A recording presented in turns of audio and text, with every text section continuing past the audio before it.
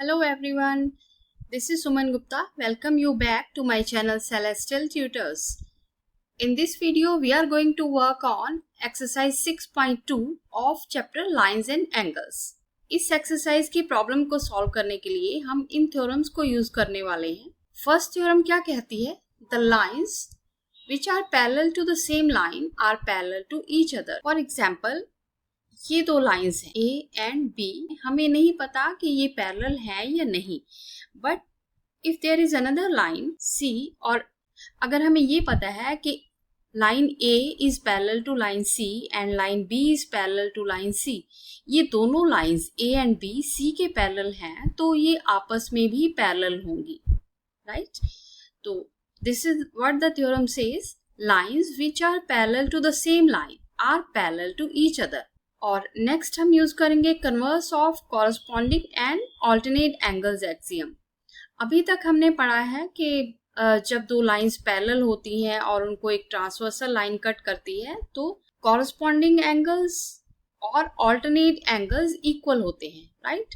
अब हम यूज करेंगे कि अगर दो कॉरस्पॉन्डिंग एंगल्स या ऑल्टरनेट एंगल्स इक्वल हैं then lines must be parallel. This is the first problem of this exercise. We are given if AB is parallel to CD, जो AB line है that is parallel to CD and CD is parallel to EF. CD is parallel to EF. तो क्या होगा कि अभी हमने theorem पढ़ी है कि AB would be parallel to EF, right? ये लाइन इसके पैरेलल है और ये लाइन इसके पैरेलल है, तो ये दोनों भी आपस में पैरेलल होंगी, राइट? तो इससे हमें क्या मिला? Can you guess the relationship between X and Z? ये दोनों कौन से एंगल्स हुए? Alternate angles, right? अगर हम ये मिडिल पार्ट को थोड़ी देर के लिए इग्नोर कर दें और हम सिर्फ लाइंस AB और EF को देखें और ये ट्रांसवर्सल लाइन, तो angle X and angle Z are the alternate angles. Angle X equals angle Z. Reason? Alternate interior angles. Now we are given the ratio of Y and Z. Right? Y ratio Z equals 3:7. Y ratio Z को हम Y ratio X भी लिख सकते हैं, right? क्योंकि हमने यहाँ prove किया है कि एंगल X और एंगल Z इक्वल हैं, तो हम Z को रिप्लेस कर सकते हैं X से. तो Y ratio X equals 3:7. अब देखो X एंड Y में क्या रिलेशनशिप है? X and Y are the co-interior angles of two parallel lines. Right? So their sum would be 180 degree. अब हमें एंगल Y and X का रेशियो गिवन है 3:7. तो हम कॉमन रेशियो एज्यूम कर लेते हैं इसमें A. जनरली हम कॉमन रेशियो X एज्यूम करते हैं, but X is already there, तो to avoid any confusion we write the common ratio as A. तो हम इसको रेशियो को लिख लेते हैं 3:7A. X is 7A, Y is 3A equals 180 degree. Now this is simple algebra. We solve this equation for A using algebraic steps. After solving we got A equals 18. Right? अब A की value हम put करते हैं common ratio में और find करते हैं angles X, Y and Z की वैल्यूज. एंगल X हमारे पास क्या था? X was 7A, तो 7 into 18. सेम वे हम A की वैल्यू पुट करते हैं Y में, Y equals 3A and we get 3 into 18 equals 54.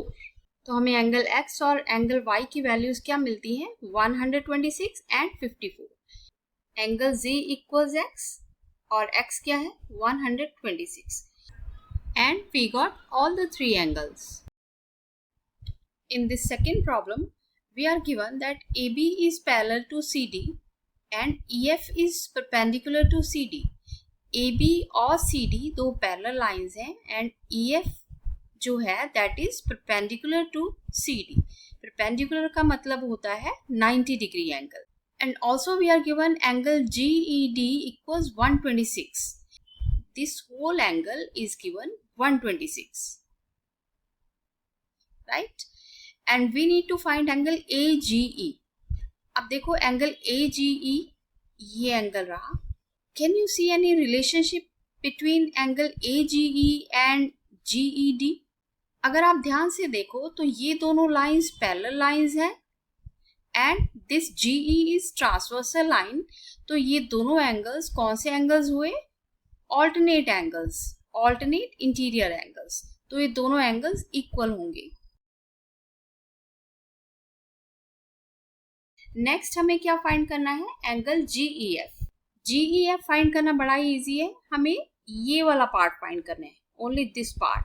आपको पता है कि टोटल एंगल कितना था? 126 और ये है 90, तो यू जस्ट सब्ट्रैक्ट 90 फ्रॉम 126, तो ये आपको मिल जाएगा एंगल GEF। थर्ड एंगल आपको फाइंड करना है एंगल FGE।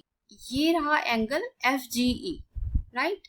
अब आपको पता है कि ये स्ट्रेट लाइन है और ये पूरा एंगल होगा 180 डिग्री। ये आपके पास ऑलरेडी 126 है, तो आप 126 को 180 में से माइनस कर देंगे तो आपको ये वाला एंगल मिल जाएगा, राइट। तो this is the one way.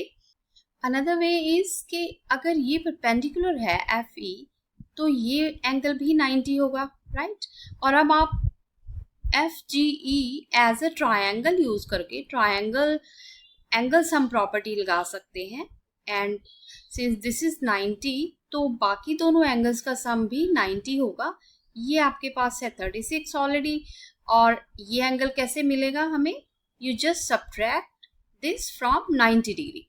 तो चाहे तो आप 90 माइनस 36 कर दो तो भी एंगल फाइंड हो जाएगा, अदरवाइज आप 180 माइनस 126 करोगे तब भी एंगल आ जाएगा। क्योंकि angle AGE and EGF are making linear pair, तो their sum is 180 degree.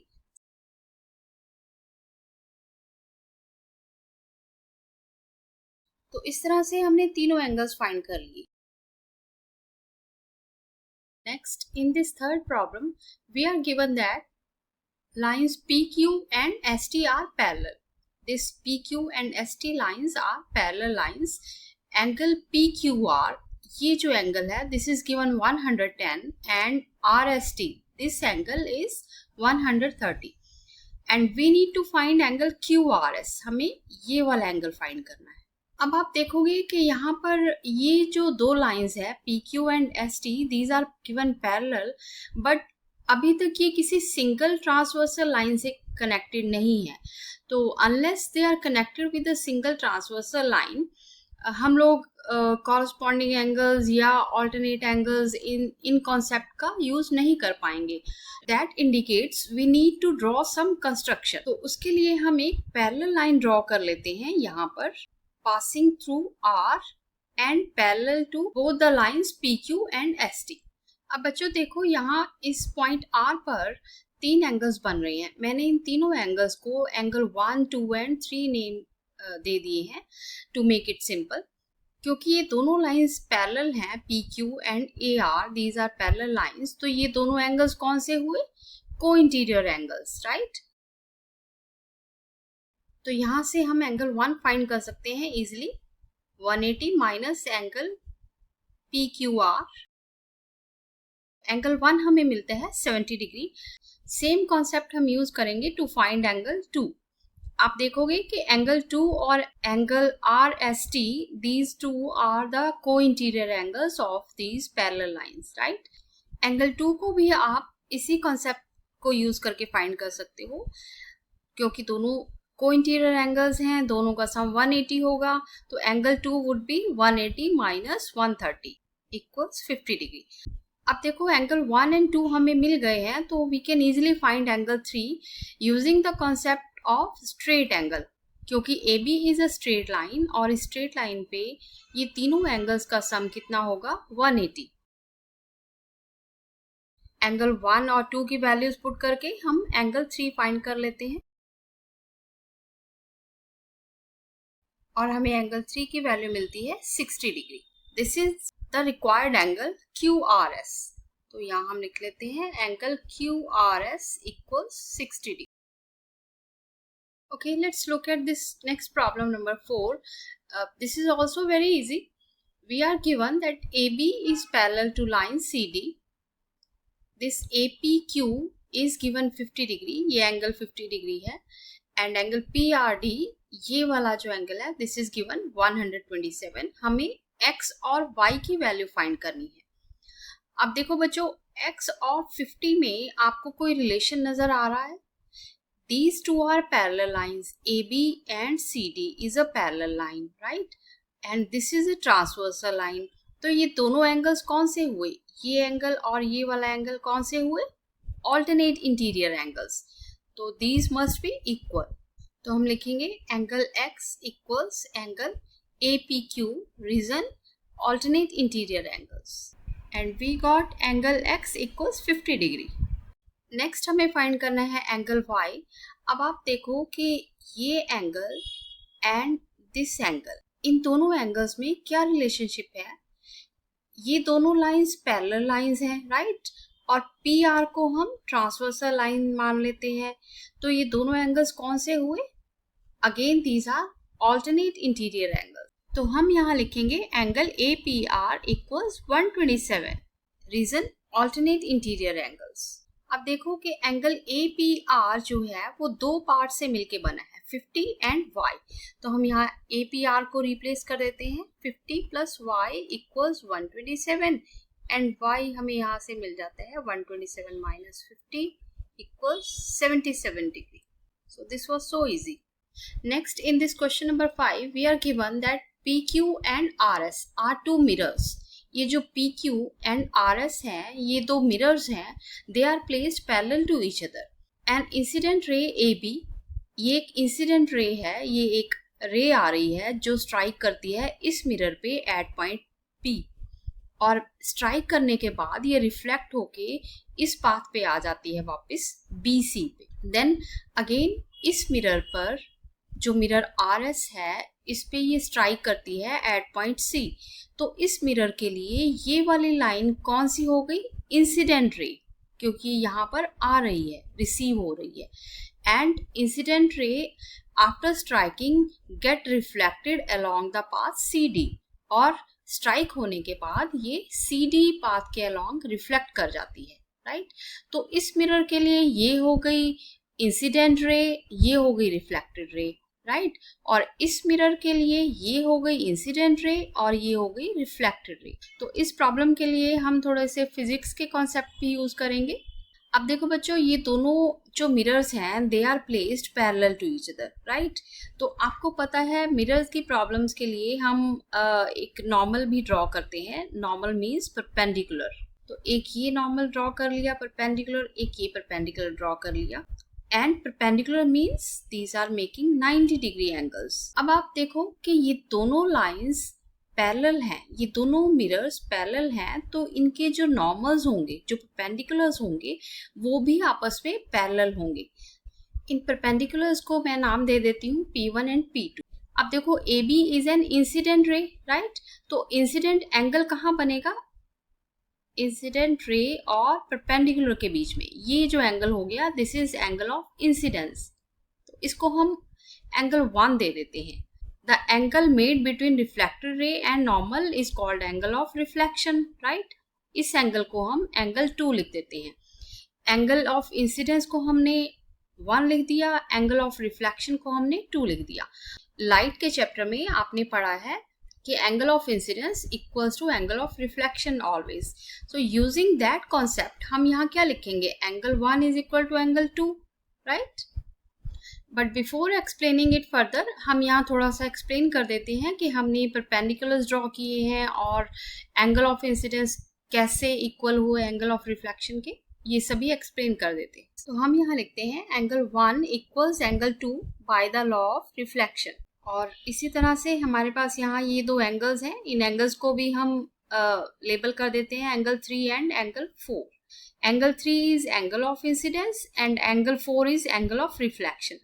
So by the same concept, angle 3 and 4 भी इक्वल है, तो ये लिख लेते हैं. अब आपने ध्यान से देखना है कि एंगल 2 एंड एंगल 3 में कोई रिलेशन बन रहा है, क्योंकि ये दोनों परपेंडिकुलर लाइंस पैरेलल हैं. तो angle 2 and angle 3 would be alternate interior angles, right? तो यहाँ हम लिख लेते हैं एंगल 2 इक्वल्स एंगल 3. अब देखो बच्चों, एंगल 2 और एंगल 3 अगर इक्वल हैं तो ये सभी एंगल्स आपस में इक्वल होंगे, क्योंकि एंगल 1 और 2 इक्वल हैं, 3 और 4 इक्वल हैं। तो अगर 2 और 3 भी इक्वल हो गए तो angle 1 is equal to angle 2 is equal to angle 3 is equal to angle 4। तो all these 4 angles are equal to each other. तो बच्चों आपने ध्यान से देखना है, अगर ये चारों एंगल्स इक्वल हैं, फॉर एग्जाम्पल ये चारों एंगल 40 40 40 40 ईच, तो 40 प्लस 40 इज 80 एंड इधर भी 40 प्लस 40 इज 80, तो ये दोनों एंगल्स इक्वल हो गए आपस में। तो इट मीन्स अगर ये पूरा angle 1 plus 2 is equal to 3 plus 4 के हो गया, तो आपको ये दोनों lines A B and C D parallel मिल जाएंगी, बिकॉज ये दोनों एंगल्स जो हैं that is making alternate interior angles. तो यहाँ हम लिखते हैं angle 1 plus angle 2 is equal to angle 3 plus angle 4, right? क्योंकि चारों एंगल्स इक्वल हैं तो इन दोनों एंगल्स का सम इज इक्वल टू इन दोनों एंगल्स के सम के होगा। And angle 1 plus 2 is what? तो एंगल 1 प्लस एंगल 2 कौन सा एंगल बना रहे हैं? Angle A B C. तो इसको हम लिख लेते हैं angle A B C is equal to angle 3 and 4 कौन सा एंगल बना रहे हैं? Angle B C D. तो हमें यहाँ से क्या मिला? Angle A B C is equal to angle B C D and these two angles are the alternate interior angles, right? ये दोनों एंगल्स क्या हैं? Alternate interior angles. तो इसका मतलब ये जो दोनों लाइंस हैं A B and C D, these are parallel and B C is a transversal line. तो दिस प्रूव्स द रिजल्ट। तो एट लास्ट हम इसकी एक्सप्लेनेशन लिख देते हैं। We got that angle ABC equals angle BCD, which are the interior alternate angles for lines AB and CD, where BC is a transversal line. This proves that AB is parallel to CD. I hope you have understood all the concept, but still, if you have any doubt, any questions on any of the problem and any of the concept, just let me know in the comment box. Stay tuned for our next video. Till then, take care. Bye bye.